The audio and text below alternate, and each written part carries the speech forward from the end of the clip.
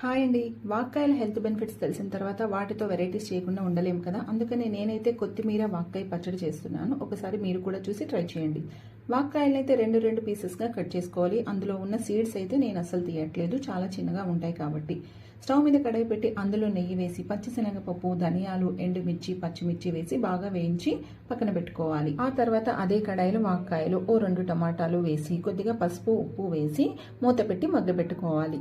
ఆ తర్వాత ముందుగా వేయించుకున్న తాలింపునైతే వెల్లుల్లి, జీలకర్ర వేసి మెత్తగా గ్రైండ్ చేసుకోవాలి.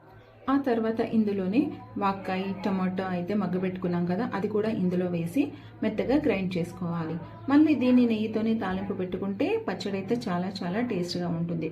కాస్త నెయ్యి వేసి తాలింపు దినుసులు వేసి ఇంగువతో తాలింపు పెట్టుకోండి. పచ్చడి అయితే సూపర్గా ఉంటుంది. రైస్లోకి చాలా బాగుంటుంది.